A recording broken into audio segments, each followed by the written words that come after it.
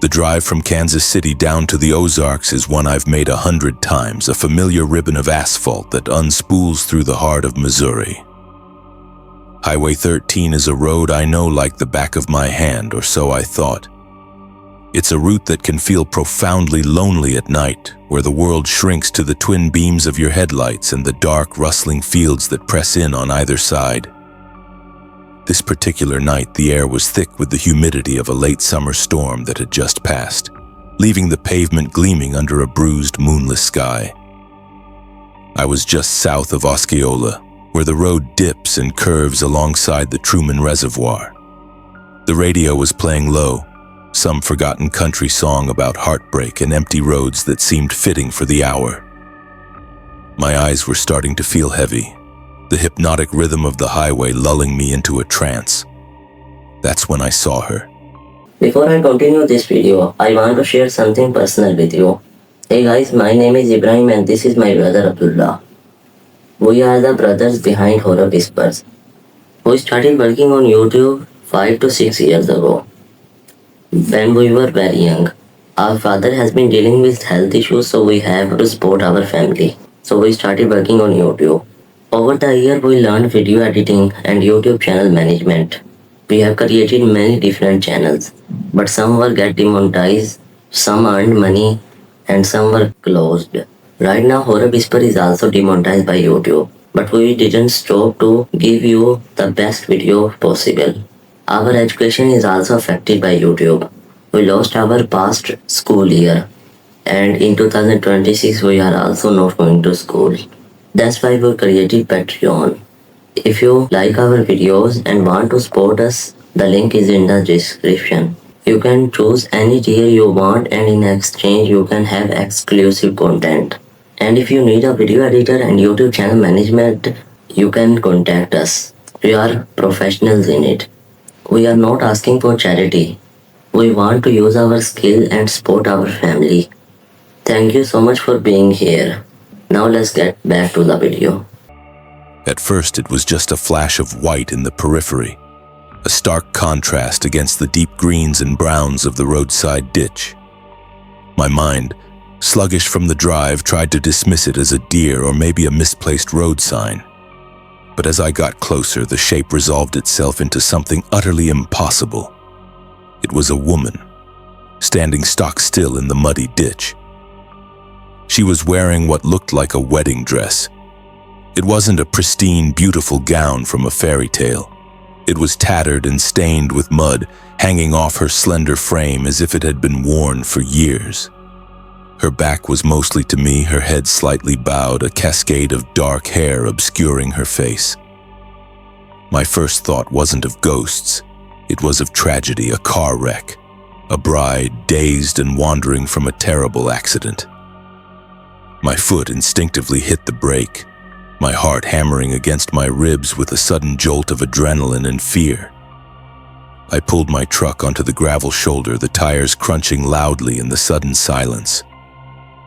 I killed the engine and the radio, plunging the world into an unnerving quiet broken only by the chirping of crickets and the faint dripping of water from the trees. I fumbled for my phone, my thumb hovering over the emergency call button, and stepped out of the truck. "Ma'am?" I called out, my voice sounding thin and reedy in the vast emptiness. "Are you okay? Do you need help?" She didn't move. She just stood there, a ghostly statue in the gloom. The air grew cold, a sudden unnatural chill that had nothing to do with the recent rain. A prickling sensation crawled up the back of my neck. I took a hesitant step forward, my boots sinking slightly into the soft earth. The smell of damp soil and something else, something cloyingly sweet like wilted flowers, filled my nostrils. "I'm going to call for an ambulance," I said, more to myself than to her. I raised my phone, the screen's light feeling like a pathetic shield against the oppressive darkness. I took one more step, my eyes locked on her shrouded form, and then in the space of a single drawn-out heartbeat, she was gone. She didn't run. She didn't fade away. She was there, and then she simply wasn't. The air rushed back in to fill the space where she had stood, and the night felt empty and vast once more. I stood frozen, my mind refusing to process what my eyes had just seen. I scanned the ditch, the woods beyond, my flashlight beam cutting a frantic, trembling path through the darkness. Nothing.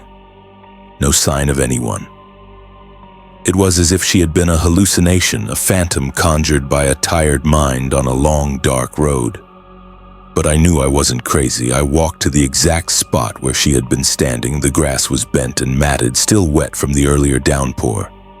And there, pressed into the damp earth and blades of grass, was a distinct, impossible shape. It was the unmistakable imprint of the hem of a long, heavy gown, a perfect wet silhouette left behind on the roadside. It was physical proof of an ephemeral presence, a damp stain of sorrow left by a ghost on a lonely Missouri highway. I didn't stay a moment longer. I scrambled back to my truck, my hands shaking so badly I could barely turn the key, and I drove away as fast as I could, leaving the imprint and the memory of the bride in the ditch to be swallowed by the night. Did you enjoy this story? Let me know in the comments, and don't forget to like this video. And now, let's move on to our next story.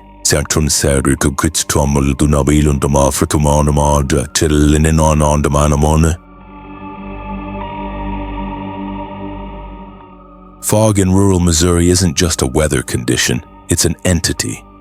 It rises from the damp fields and cool rivers, swallowing roads, signs, and your sense of direction until the world is nothing but a swirling, pearlescent gray. I was driving home to Bolivar late one October night, and the fog on Highway 13 was the thickest I had ever seen.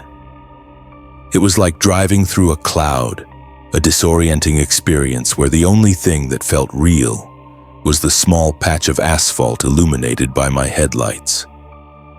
I had my hands locked on the steering wheel at 10 and 2, my shoulders tense, leaning forward as if a few extra inches would help me pierce the veil. My speed had dropped to a crawl, maybe 15 miles per hour.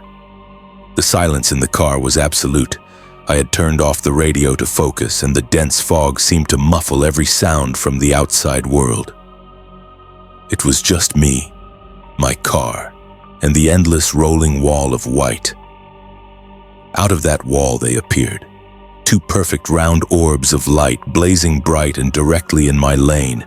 They weren't distant, they were there, suddenly rushing at me with impossible speed. My mind screamed, head-on collision. There was no time to think, only to react. A primal surge of terror took over. I yanked the wheel hard to the right, my tires screeching in protest as they left the pavement and bit into the wet gravel of the shoulder. My car fishtailed, the back end swinging out, and for a terrifying second I thought I was going to roll into the ditch. I slammed on the brakes and the car shuddered to a halt, angled awkwardly on the shoulder. My heart was a frantic drum against my ribs, my breath coming in ragged, shallow gasps. I squeezed my eyes shut, bracing for the sound of impact, the shattering of glass and the crunch of metal that never came. After a few seconds that stretched into an eternity, I opened my eyes. The only sound was the hum of my own engine and the frantic thumping of my own pulse in my ears. I looked into my rearview mirror, expecting to see the wreckage of the other car, or at least its taillights, disappearing back into the fog. There was nothing. Just the same impenetrable wall of gray. My logical mind scrambled for an explanation. Maybe they swerved, too. Maybe they were going so fast they were already gone. But the silence was too profound. There was no echo of a passing engine, no distant sound of a crash. It was as if the car had never existed. Shaking, I put the car in park and took a deep breath, trying to calm my racing heart. That's when I remembered my dash cam. I had installed it a few months prior for insurance purposes, a silent, impartial witness to my daily drives. With a trembling finger, I reached up and pressed the button to save the last recording. I sat there on the side of that haunted highway for what felt like an hour, waiting for the fog to thin and my nerves to settle. When I finally got home, my hands were still shaking. I poured myself a stiff drink and with a sense of dread plugged the dashcam's memory card into my computer. I found the file and clicked play. The video showed exactly what I had experienced: the thick, soupy fog, the slow crawl of my car. And then, it happened. 2 brilliant points of light materialized out of the ether, seemingly from nowhere, rushing directly at the lens. I saw my own panicked swerve, the camera view lurching violently as I veered onto the shoulder. I watched the lights pass the spot where my car would have been. But as they did, the footage revealed the chilling truth. There was no vehicle attached to them. They were just 2 disembodied headlights, moving with purpose and speed through the fog, untethered to any physical object. They passed my position, and then, just as suddenly as they had appeared, they winked out, dissolving back into the gray nothingness. The dashcam had recorded the lights, but it also recorded the complete and utter absence of a car, proving that what I had seen wasn't a near miss, but an encounter with something that defied all logic on a fog-shrouded stretch of Highway 13. I'm a long-haul trucker, and I've seen my share of strange things on the lonely highways of America. You spend enough time staring at the white lines under a canopy of stars, and your mind can play tricks on you. But what happened at that little pull-off near Collins on Highway 13 wasn't a trick of the mind. It was as real as the diesel rumbling in my engine. It was well past midnight, that dead time when the world seems to hold its breath. I needed to stretch my legs and check my tires, so I pulled my rig into a small, unmarked rest stop. It wasn't much more than a gravel patch carved out of the woods with a single rusted trash can and a picnic table that had seen better decades. I was the only one there. The moon was hidden behind a thick blanket of clouds, and the only light came from my own clearance markers casting a weak orange glow on the scene. I swung down from the cab, the gravel crunching under my boots. The air was still and heavy, thick with the smell of pine and damp earth. I did a walk around, thumping the tires with my billy club, the solid thwack echoing in the silence. As I came around the back of my trailer, I saw him. He was just standing there near the edge of the woods as if he had been waiting for me. He was an older man, gaunt and weathered, wearing a pair of faded overalls and a worn-out flannel shirt. His face was a road map of wrinkles, and his eyes were sunk deep in their sockets, dark and hollow. He didn't seem to belong to this century. He looked like a photograph from the Great Depression had come to life. My guard went up immediately. You learn to be cautious at isolated stops like this. But he didn't make any threatening moves. He just stood there, his hands shoved deep in his pockets. "Evenin'," he said. His voice was a dry, raspy whisper, like dead leaves skittering across pavement. "Evening," I replied, keeping my distance, my hand resting on the tire iron in my pocket. He took a slow step forward, the gravel making no sound under his worn boots. That was the first thing that felt wrong. I had made a racket walking on it, but his approach was completely silent.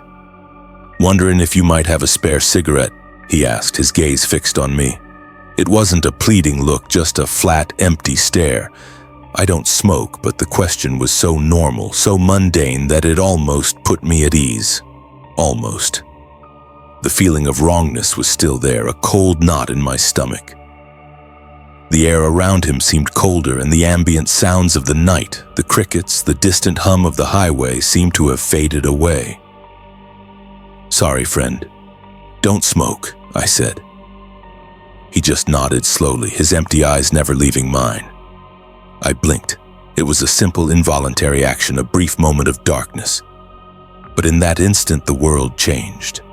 When my eyes opened, he was gone. It wasn't that he had walked away.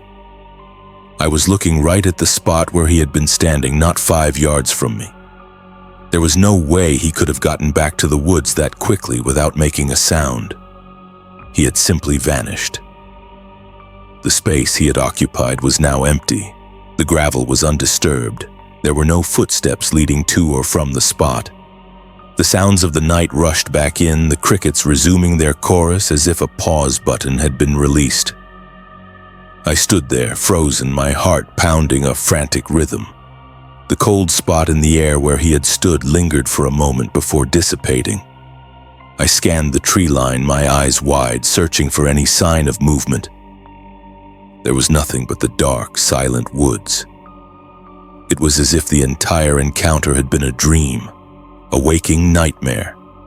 But I knew it wasn't. I had seen him. I had heard his voice. I didn't finish my checks. I didn't even close the cab door gently. I scrambled back into my truck, slammed the door, and fired up the engine.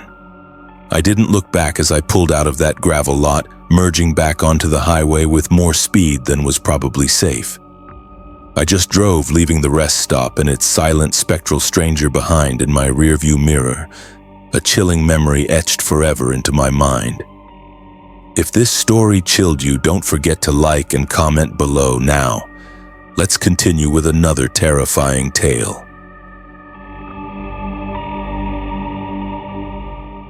Driving at night has always been a sanctuary for me.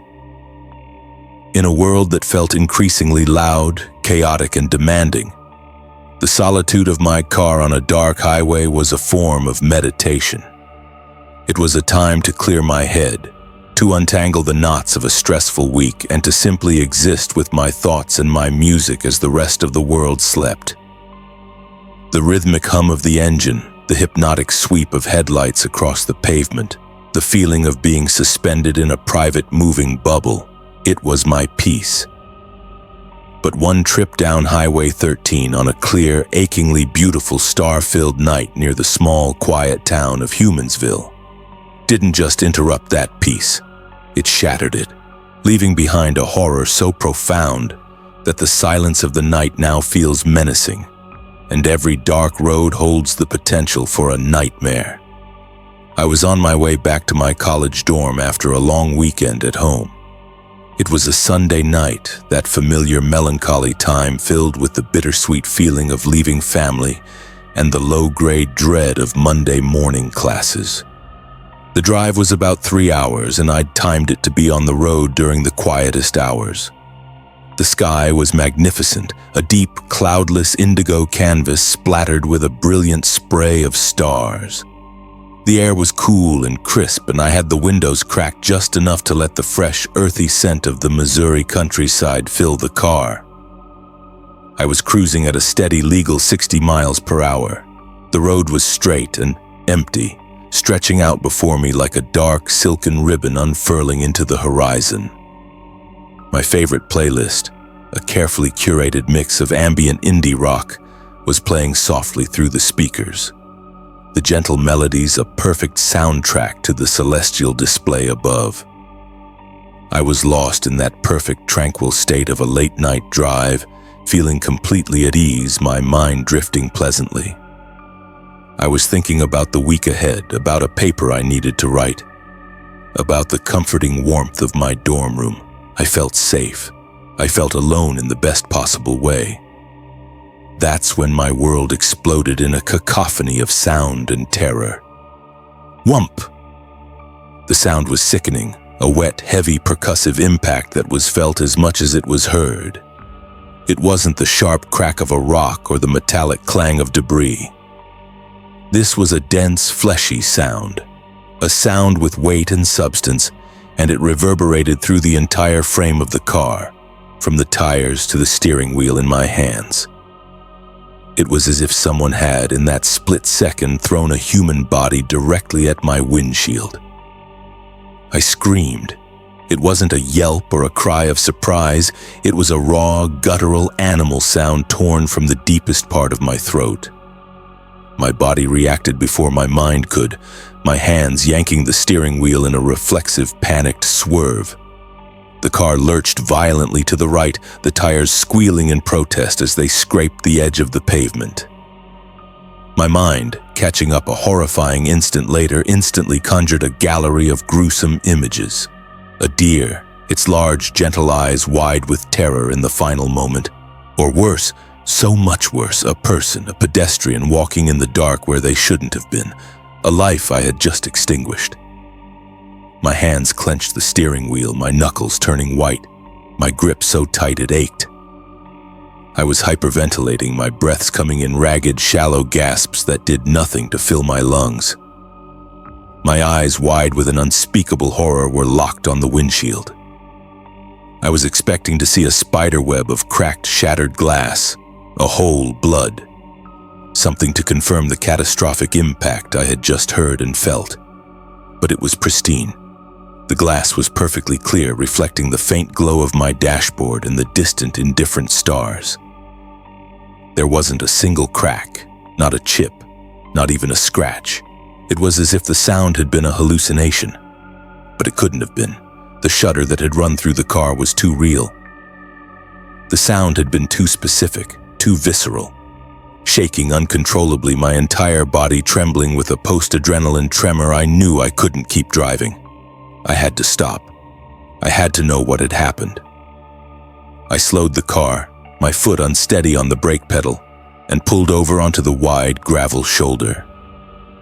I fumbled for the hazard lights button, and the frantic rhythmic clicking filled the car, a mechanical heartbeat mirroring the frantic panic in my chest. The blinking orange lights cast a strange, pulsing glow on the dark, empty road around me. I had to get out. I had to see what I had hit. My legs felt like jelly, weak and uncooperative as I pushed the driver's side door open. The hinges groaned loudly in the sudden, profound silence of the countryside. I stumbled out onto the pavement, the solid ground feeling unsteady beneath my feet. The cool night air felt like ice against my flushed skin. My phone was in my hand, my thumb fumbling to turn on the flashlight.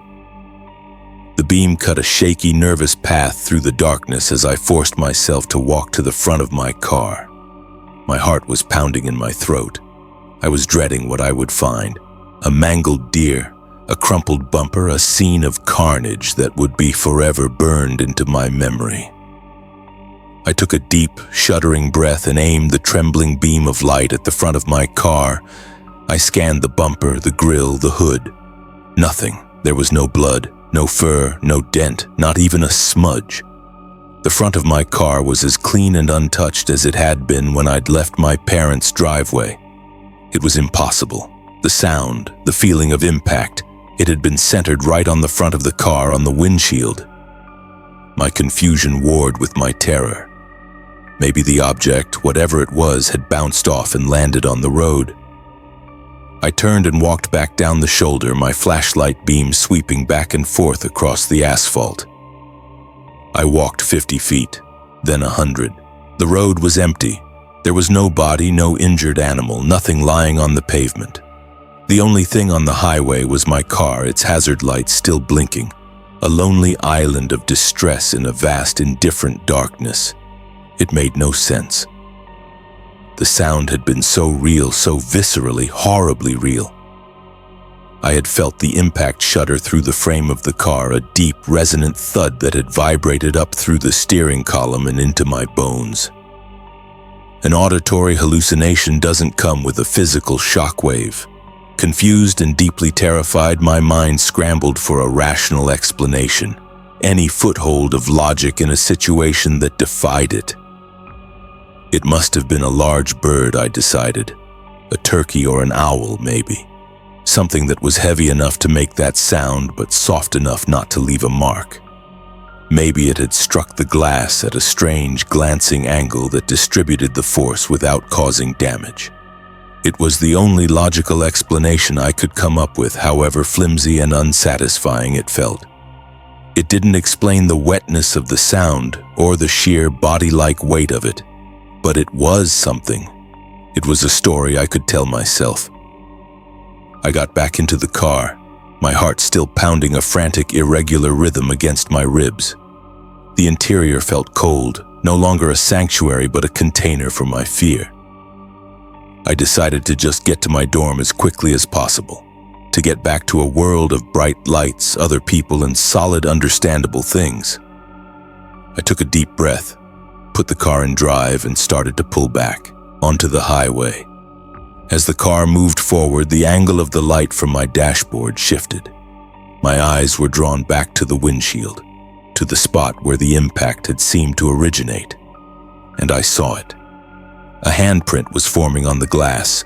It was on the outside of the passenger side windshield, and it wasn't there 1 second and gone the next. It was appearing slowly, materializing out of nothingness, as if being pressed there by an invisible, deliberate hand from the outside. It wasn't a dusty, greasy print left by a mechanic. It was a deep, horrifying, bloody red. The details emerged with a sickening, impossible clarity. The whorls of the fingertips, the lines of the palm, the distinct shape of the knuckles. I stared, mesmerized and paralyzed by a fear so profound it felt like ice water flooding my veins, freezing me in place. It was the print of a right hand, the fingers splayed wide, pressed flat against the glass as if in a moment of final, desperate impact. It was a silent, gruesome testament to the sound I had heard. This was what had hit my car. I let out a choked, strangled sob, a sound of pure, abject terror. My foot, acting on its own, slammed down on the accelerator. The engine roared and the car surged forward, gaining speed rapidly. But I couldn't take my eyes off the handprint. I was trapped, a prisoner to the horrifying spectacle unfolding on my windshield. As I drove, my speed climbing to 70, then 80 miles per hour, the bloody handprint didn't smear or blow away in the wind. It defied all physics, all logic. It remained perfectly clear, a stark, crimson stain against the dark road ahead. And then, as slowly and deliberately as it had appeared, it began to fade. It didn't drip or run. The deep crimson just slowly became more and more transparent. The vibrant, wet-looking red turned to a faint pink, like a watercolor painting being diluted with water. The clear lines of the palm and fingers softened, blurring at the edges. Within the space of 10 agonizing seconds, it had vanished completely, leaving the glass as clear and unblemished as it was before. It was gone, leaving no trace, no residue, nothing but the searing, indelible image in my mind. I drove the rest of the way to my dorm in a state of pure catatonic shock. I don't remember the music playing, I don't remember the turns I made. My entire consciousness was focused on the windshield, my eyes darting to the passenger side every few seconds, terrified that the handprint would reappear. It never did, but I will never forget it. The sound of the impact was terrifying, a moment of pure, heart-stopping panic. But the sight of that bloody handprint materializing from nothing and fading back into it, a silent, fading testament to an unseen collision, is a horror that is now permanently etched into my memory. The peace I once found on dark highways is gone forever, replaced by the chilling, ever-present image of a ghostly hand reaching out from the night, forever pressing itself against the fragile glass that separates me from the darkness.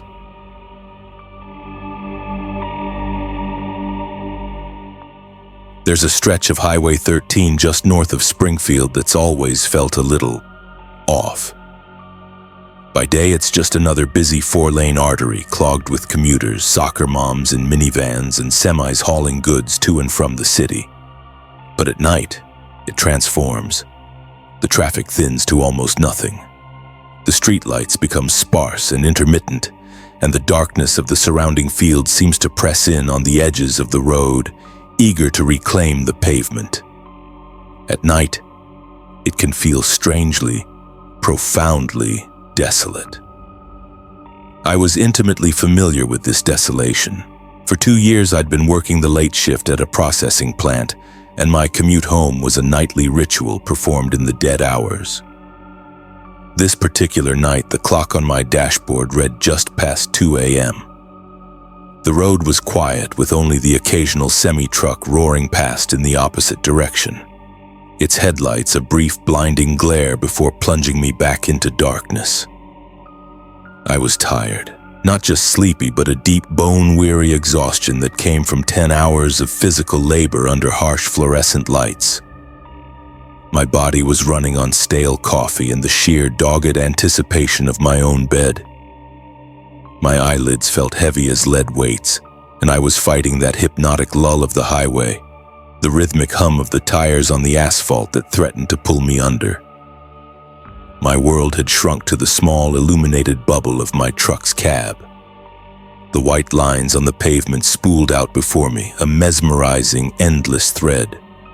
I was staring at them, my focus blurred, my mind a hazy fog of half-formed thoughts.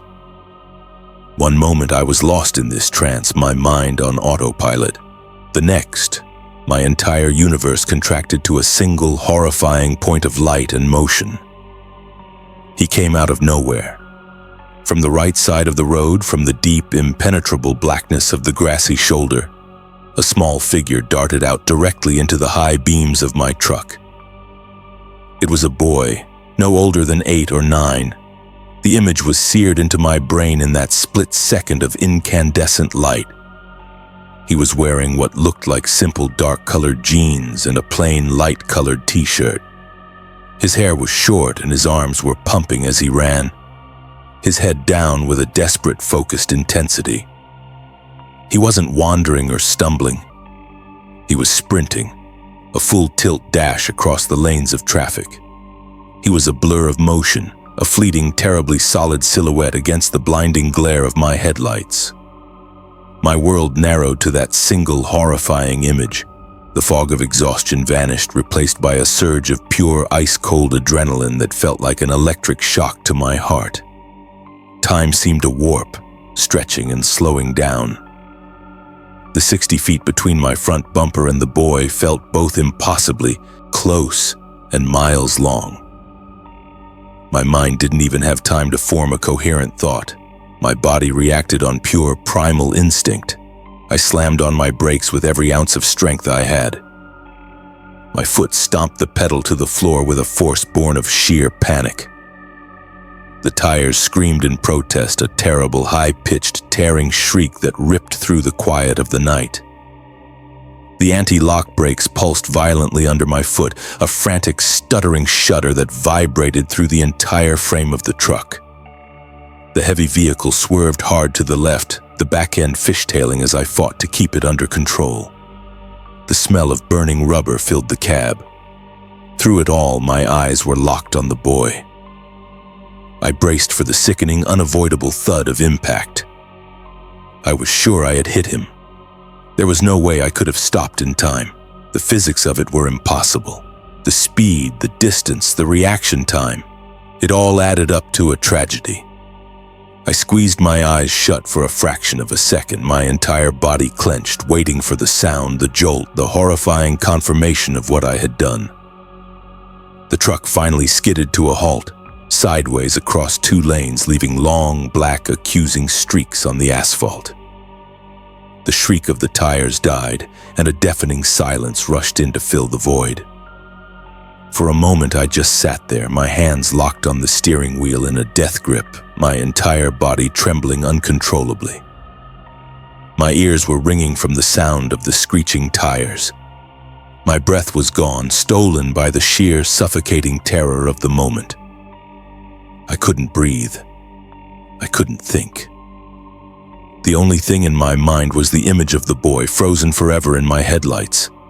Then the adrenaline hit with the force of a physical blow. A wave of nausea and horror washed over me. "Oh God, oh God, oh God," I gasped, the words catching in my throat. I had to get out. I had to see. I threw the truck into park and fumbled with the door handle, my hands clumsy and useless with shock.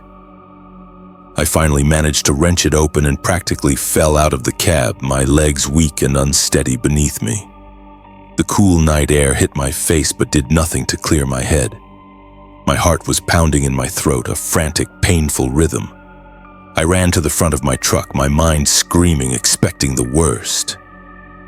I dropped to my knees on the cold pavement, my phone already in my hand, its flashlight beam cutting a frantic, trembling path across the ground. I looked under the bumper, under the chassis, my light scanning every inch of the undercarriage. There was nothing. No small, broken body, no scrap of clothing. Nothing. I scrambled back to my feet, my panic escalating. Maybe he was thrown. I spun around, my flashlight beam slicing through the darkness, scanning the road in every direction. It was completely, utterly empty.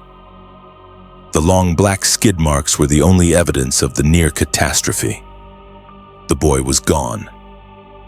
"Hey!" I screamed, my voice raw and cracking. "Kid, are you okay? I'm sorry, can you hear me?" My voice was swallowed by the vast, silent darkness.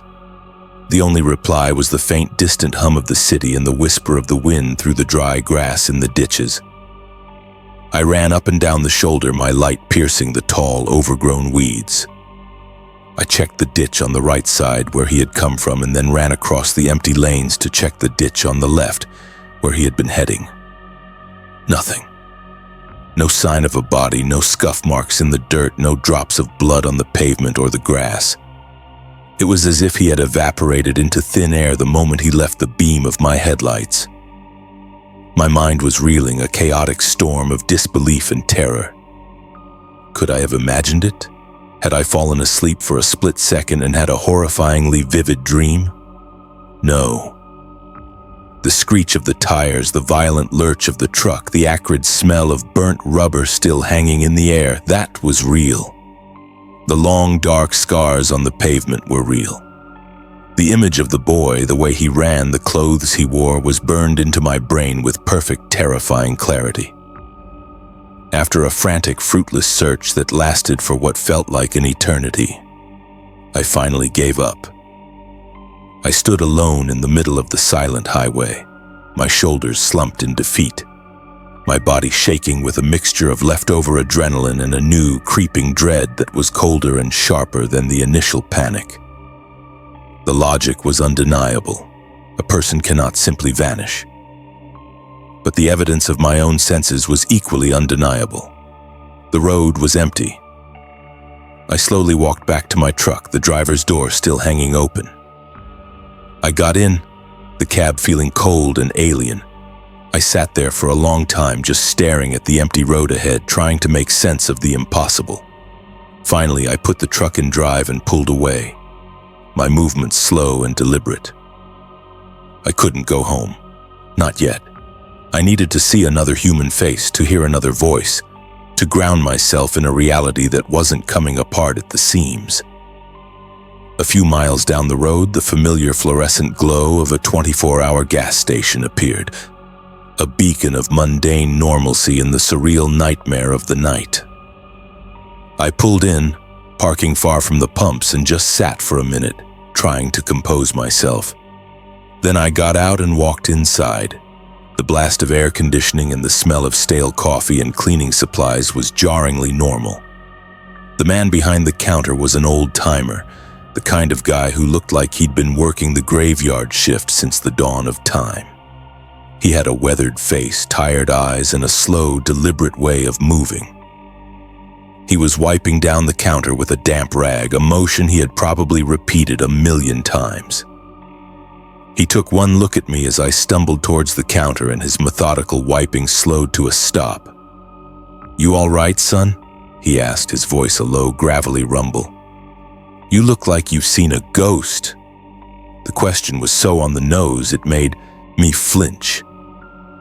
I leaned heavily on the counter, trying to catch my breath, feeling the last of the adrenaline drain out of me, leaving me weak and trembling. I didn't know what else to do, so I told him. The words came tumbling out in a rushed, disjointed torrent. I told him about the late shift, the empty road, the sudden, terrifying appearance of the boy. I described the boy's clothes, the way he ran, the desperate, headlong dash across the road. I described the screeching brakes, the certainty of impact, and the complete, baffling, and total disappearance. The old man listened patiently, his expression unchanging. He didn't look surprised or skeptical or concerned. He just listened, his tired eyes watching my face, occasionally nodding as if he were hearing a story he already knew. When I finally finished, my voice trailing off into a shaky silence. He didn't say anything for a long moment.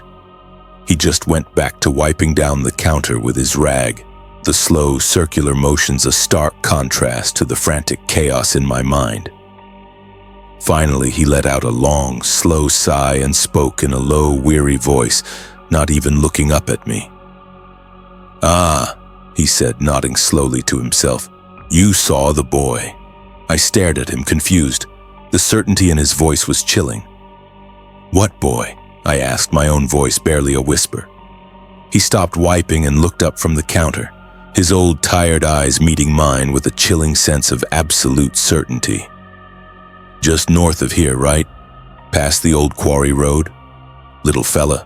Runs out in front of cars."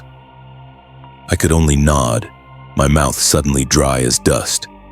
A cold dread, far worse than the fear I'd felt on the highway, began to creep up my spine. "Yeah," he said with another heavy sigh. He turned his back to me to restock a shelf of cigarettes, his movements slow and deliberate. "Don't you worry about it. You didn't hit him. Nobody ever does." He paused, his back still to me, and delivered the line that has haunted my nights ever since, a simple, factual statement that shattered my world and has replayed in my mind 1,000 times. "That boy's been running these lanes since the 1950s.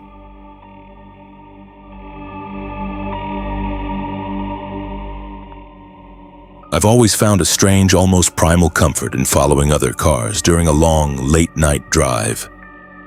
There's a sense of shared journey in the darkness, a silent pact between strangers that you're not entirely alone out there on the lonely stretches of asphalt. It's a feeling of being part of a small, temporary tribe, a mobile village navigating the vast, sleeping landscape. On one particular autumn night, driving down the long, dark spine of Highway 13 towards Springfield, this comfort became the prelude to a terror so profound it has since reshaped my understanding of reality. The night was crisp and clear, with a sliver of a moon that offered little more than a faint silvery sheen to the highest clouds. Was heading south, the hours stretching into the deep end of the night. That quiet time between midnight and dawn when the world belongs to truckers, insomniacs, and creatures of the dark. My own small sedan felt like a tiny, fragile vessel adrift on a sea of blackness. That's when I saw them. Far ahead, cresting a gentle rise in the road, were the unmistakable lights of 3 semi-trucks running in a tight, orderly line. As I drew closer, I settled in behind them, my speed matching theirs. Their red taillights were a steady, reassuring presence ahead of me, a trio of glowing rubies cutting a confident path through the inky blackness. There were 6 lights in total, 2 for each trailer, burning with a consistent, unwavering glow. They became my anchor in the disorienting dark. The lead truck set the pace, a steady 65 miles per hour, and the other 2 followed with disciplined precision. I fell into line behind the third rig, maintaining a safe distance, feeling a sense of security in their massive, protective wake. For miles, we were a silent procession, a 4-vehicle caravan slicing through the heart of rural Missouri. My small sedan, their 3 massive rigs. The road was flat and straight, an endless ribbon of pavement flanked on both sides by endless fields of harvested corn. The season was late, and the combines had already done their work, leaving behind rows upon rows of cut stalks that looked like skeletal fingers clawing at the night sky in the brief sweeping glare of my headlights. The rhythm of the drive was hypnotic. The low, steady hum of my engine, the whisper of the tires on the asphalt, and the constant comforting glow of the 6 red lights ahead. I was in that familiar driver's trance, my mind peacefully adrift, lulled by the monotony of the road. Then, something strange happened. Something that pricked at the edges of my sleepy consciousness and pulled me back to sharp, sudden focus. Just as we passed a small, unmarked intersection, a simple crossing of gravel roads that vanished into the black fields, The lead truck's right blinker came on. Its rhythmic amber flash was jarring in the steady sea of red. A moment later, the second truck's blinker followed suit, and then, with perfect, unnerving synchronicity, the third truck, the one directly in front of me, also began to signal a right turn. All three of them, in perfect, disciplined unison, began to slow down. Their brake lights flared, a sudden brighter crimson that washed over my windshield. They were making a sharp turn onto a narrow, unpaved farm road that disappeared into the absolute darkness of the cornfields. I slowed down, my brow furrowed in confusion. My foot eased off the accelerator, my own car decelerating in response to the giants ahead. An alarm bell, faint at first, began to ring in the back of my mind. It was an incredibly odd maneuver. That road was little more than a dirt track, a service path for tractors and farm equipment. It was clearly not designed for one fully loaded semi-truck, let alone a convoy of 3. The turn was tight, and the road itself looked rough and treacherous. Why would a convoy of long-haul rigs, vehicles that live and die by the smooth, predictable pavement of the interstate system, turn down a path that likely led to a dead end or, at best, a single isolated farmhouse? It made no logical sense. My mind raced, trying to find a rational explanation. A secret way station? A hidden depot? A new unlisted shortcut that only professional drivers knew about? The last idea seemed the most plausible, a tantalizing piece of insider knowledge. My curiosity, a trait that has often led me into trouble, got the better of my caution. Maybe it was a detour I didn't know about. Maybe there was an accident up ahead on Highway 13 and they were bypassing it. The thought of being stuck in a miles-long traffic jam in the middle of the night was enough to sway me. Against my better judgment, which was now screaming in protest, I slowed my car to a crawl.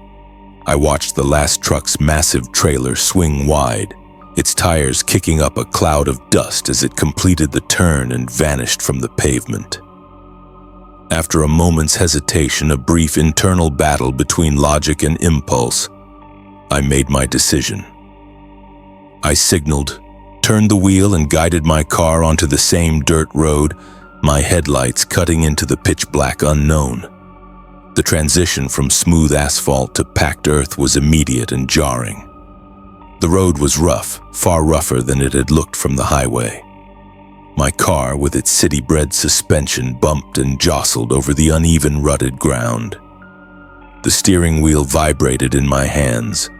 The cornstalks, which had seemed distant from the highway, were now right up against the road, creating a claustrophobic tunnel effect.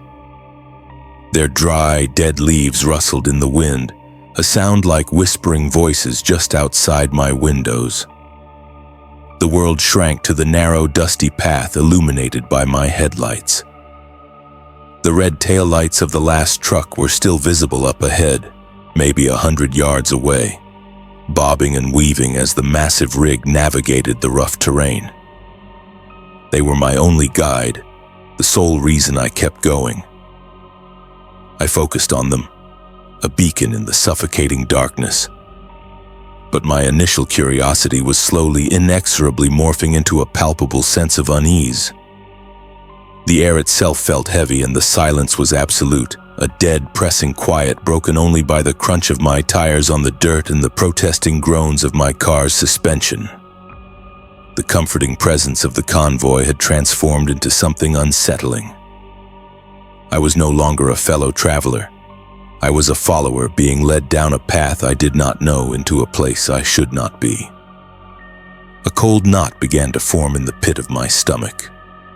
This was a mistake. I should turn around, but the track was too narrow, flanked by deep ditches on either side.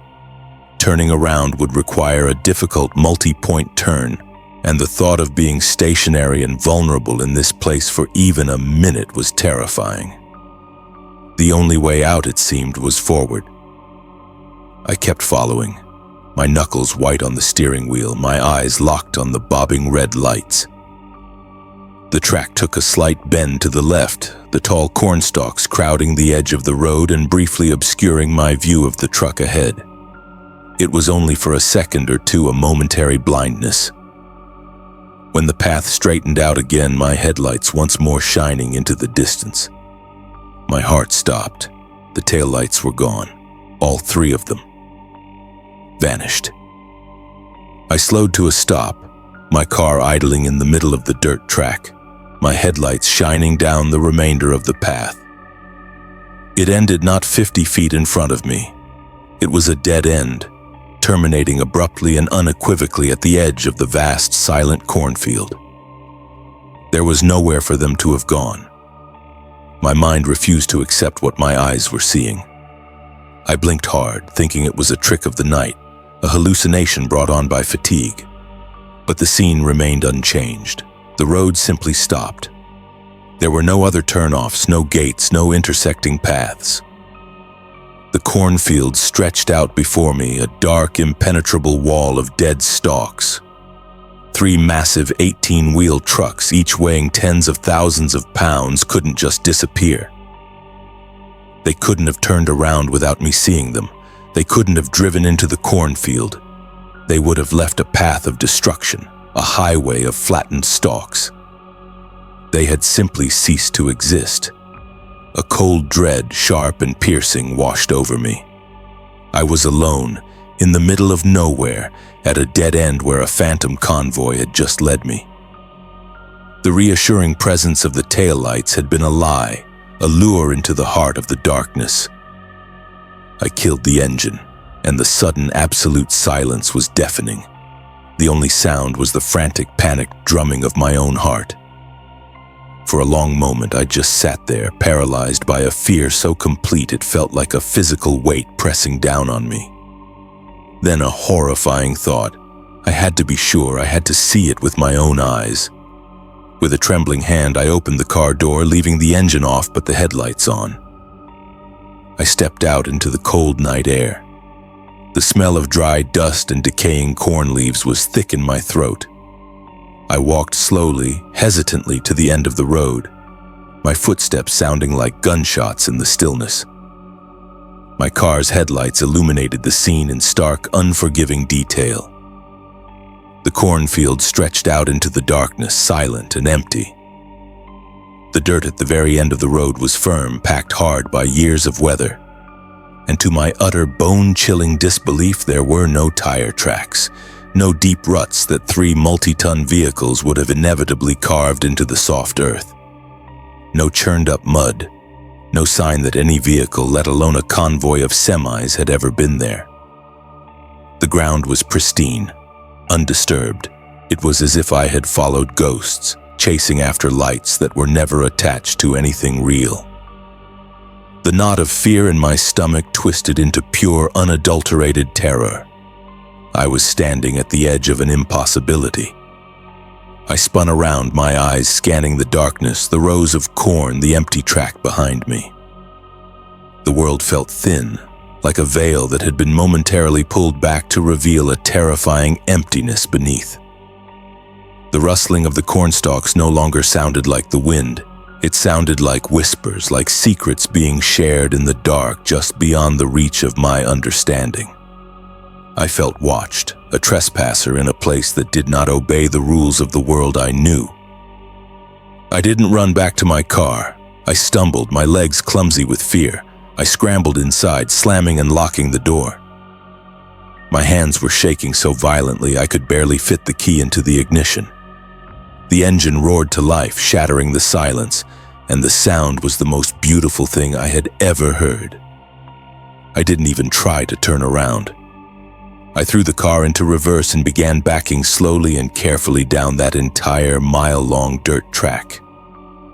My eyes were wide, darting frantically between the rearview mirror and the cornfields on either side, half expecting to see something, a figure, a light, watching me from between the skeletal stalks. Every shadow seemed to move, every rustle of leaves was a footstep. The drive in had been unsettling. The retreat was an exercise in pure, sustained terror. When my rear tires finally bumped against the solid pavement of Highway 13, a sob of relief escaped my lips. I swung the car around, pointing it south, and I didn't hesitate. I floored it, leaving a cloud of dust at the mouth of that haunted farm road.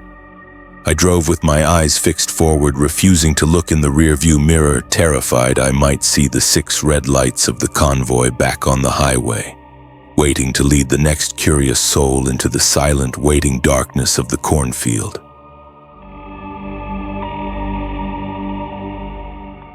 There's a specific stomach-dropping kind of fear that grips you when you see flashing red and blue lights suddenly ignite in your rearview mirror. It's a universal feeling, a Pavlovian response drilled into every driver. It's a jolt of pure, undiluted adrenaline that bypasses all rational thought, a spike of immediate, heart-pounding anxiety that makes your palms sweat and your mouth go dry. Your mind, in a frantic split-second audit, quickly replays the last few miles. Was I speeding? Did I drift over the center line? Is a taillight out? That's exactly the cold dread that washed over me on a deserted stretch of Highway 13 just south of Clinton, where the world outside my car was nothing but an inky, moonless void. The night had been profoundly quiet. It was late, well after midnight, that dead hour when the world seems to hold its breath. I was driving home from a friend's house in Warrensburg, a long, straight shot down a highway I'd traveled 100 times before. The road was my own. For the better part of an hour, I hadn't seen another pair of headlights, either coming or going. The only light was from my own dashboard, casting a soft green glow on my hands, and the twin beams of my headlights cutting a lonely tunnel through the oppressive darkness. The fields on either side were black, formless expanses, and the sky was a starless velvet canopy.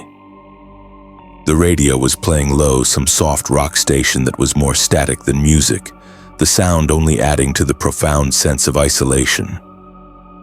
I was lost in that highway hypnosis, that semi-trance state that long, dark drives induce. My thoughts were a million miles away, drifting between work, the weekend, and the comfortable bed that was waiting for me. 1 minute, my rearview mirror reflected nothing but the empty black ribbon of asphalt I was leaving behind. The next, it was filled with the blinding, strobing chaos of a patrol car that had seemingly materialized out of thin air. There was no sound of an engine roaring up behind me, no gradual appearance of headlights growing larger. It was simply there. 1 moment, darkness. The next, a silent, violent explosion of red and blue light that filled my car and painted the dark trees on the roadside in frantic, alternating hues. The siren wasn't on, but the lights were blazing, a silent, urgent command that left no doubt about their intention. My heart leaped into my throat, hammering against my ribs like a trapped bird. Where did he come from? I muttered to the empty car, my voice tight with shock. I immediately glanced at my speedometer, the needle hovering just a hair over 65 in a 60 zone. I was going maybe 2 or 3 miles over the limit. Nothing egregious, nothing I'd ever been pulled over for before, but on a lonely highway in the dead of night with no other fish in the sea, I was clearly the catch of the day. Cursing under my breath, a mix of frustration and fear, I did exactly as I was supposed to. The muscle memory of 1,000 driver's ed videos and parental warnings took over. I flicked on my right turn signal, its rhythmic clicking suddenly deafening in the tense silence. I eased my foot off the accelerator, letting the car slow down gently, and pulled onto the wide gravel shoulder of the road. The crunch of the tires on the loose stones sounded unnervingly loud. I shifted the car into park, the engine settling into a low hum. I killed the radio, plunging the car into near silence. I turned on my interior dome light, illuminating myself and making it clear I had nothing to hide. Finally, I placed my hands on the steering wheel at the 10 and 2 positions where they could be easily seen. The whole routine. Now you wait. I waited, my eyes glued to the rearview mirror. The patrol car, A classic sedan model, a Ford Crown Victoria, I thought, the kind you don't see as often anymore, pulled up and stopped about 20 feet behind me. Its headlights dipped, but the rooftop light bar continued its silent rhythmic dance, bathing the inside of my car in those alternating waves of red and blue. My own shadow flickered on the seat beside me, a nervous, jerky silhouette. I watched in the mirror, my body tense, expecting the officer to get out and approach my window. I waited for the familiar sight of a flashlight beam cutting through the darkness, for the imposing silhouette of a state trooper in the wide-brimmed hat, for the tap of a knuckle on my window glass. A minute passed. It felt like 10. Nothing. The patrol car just sat there, its lights pulsing silently in the dark. The only sound was the low thrum of my own engine and the frantic thumping of my own pulse in my ears. A flicker of annoyance began to mix with my anxiety. What was he doing? Maybe he was running my plates. That made sense. It could take a minute. I stayed perfectly still, my heart rate slowly beginning to come down from its initial frantic pace. I took a slow, deep breath, the air feeling cool and thin in my lungs. Another minute crawled by. The red and blue lights continued their relentless, silent flashing. It was starting to feel strange. In my experience, they were usually at your window by now. The waiting was the worst part, a deliberate act to let your nerves fray. I glanced in my driver's side mirror, then back to the rear view, trying to see any movement inside the patrol car. I couldn't make anything out beyond the glare of its headlights. The windshield was a black, reflective void. "Come on, man," I whispered, my patience wearing thin. The initial fear was being replaced by a growing sense of unease, a feeling that something was off. The silence was too profound. The air itself felt heavy, charged with a strange, static energy. And then the patrol car started to move. It pulled out from behind me, its tires making no sound on the gravel as it re-entered the empty lane of the highway. I let out a breath I didn't realize I'd been holding, a small puff of relief. I assumed the officer had run my plates, saw I was clean, and decided to just give me a scare and a warning before leaving. It was an anticlimactic end, but one I was grateful for. I watched, ready to offer a grateful, sheepish wave as he passed, a small gesture of acknowledgement and thanks for the leniency. But as the car drew alongside mine, my blood ran cold. Through the driver's side window, illuminated by the glow of my own dashboard and the flashing lights from its roof, I could see inside the patrol car's cockpit. The driver's seat was empty. My mind refused to process it. It was a glitch, a trick of the light, a moment of cognitive dissonance. I stared, my brain struggling to comprehend what I was seeing. There was no one behind the wheel, no silhouette, no shadow, no head resting against the seat. The steering wheel was starkly visible, and there were no hands on it. The seat was utterly, completely vacant. A wave of icy, primal fear washed over me, so intense it felt like a physical blow. This wasn't right. This wasn't possible. My breath hitched in my throat. The car, lights still blazing, drove past me under its own power, maintaining a steady, unhurried pace. It wasn't speeding away, it was simply proceeding as if on a routine patrol. My mouth hung agape in silent, frozen horror. I watched it go, my eyes wide, and as it continued down the highway, the impossible happened. It began to dissolve. It wasn't like watching a car drive over a hill or around a bend, gradually disappearing from view. This was different. The solid form of the vehicle, the crisp lines of the Crown Victoria, the flashing light bar, the entire physical presence of it, started to become transparent. It was like watching a projection on a screen that was being turned off, or a plume of smoke dissipating in the wind. The edges blurred, the deep blue and white of the car's body becoming translucent. The brilliant red and blue lights softened, their strobing becoming faint and ethereal before winking out entirely. The entire vehicle thinned into a ghostly, shimmering outline for a brief moment, and then, within 100 yards, it had vanished completely into the thin night air. It left behind only the dark, empty road, and a silence that was now heavier and more terrifying than any sound could ever be. I sat on the shoulder of the road for a long time, my mind reeling, trying to piece together the fragments of what I had just witnessed. My hands were shaking so badly that the steering wheel vibrated. It was impossible. It had been so real. The intensity of the lights, the distinct shape of the car, the gut-wrenching fear of being pulled over.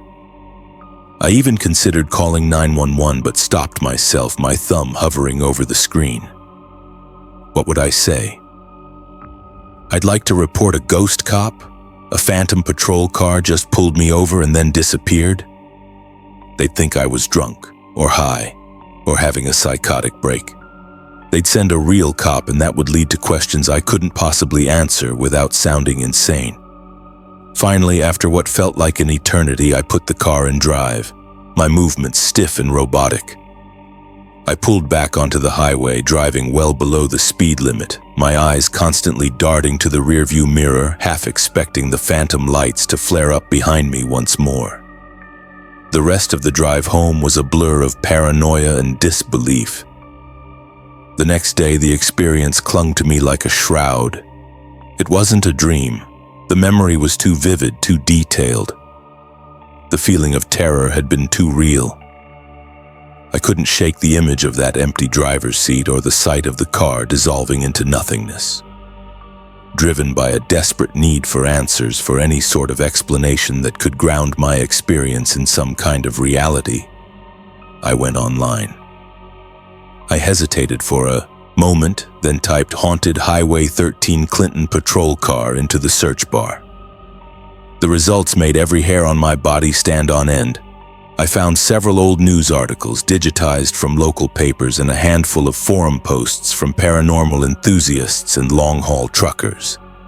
They all told the same story. A Missouri State Trooper named Wallace "Wally" Davis had been tragically killed in the line of duty on that very stretch of highway in the late 1970s. His patrol car had been struck by a sleepy truck driver during a routine traffic stop. He had died instantly. Ever since his death, the legend had grown. Dozens of drivers over the decades have reported encounters with a phantom patrol car. The details were chillingly consistent. A vintage-looking cruiser that appears from nowhere, its lights flashing. It pulls the driver over, waits for a minute or two, and then simply drives past and vanishes without a trace. Some said it was a residual haunting, a tragic moment replaying itself over and over. Others believed it was something more. I hadn't just been pulled over. I had become part of a local legend, another name on the long list of witnesses. I had been stopped by Trooper Davis. The thought sent a shiver down my spine, but it was a strange comfort too. It wasn't a malicious spirit.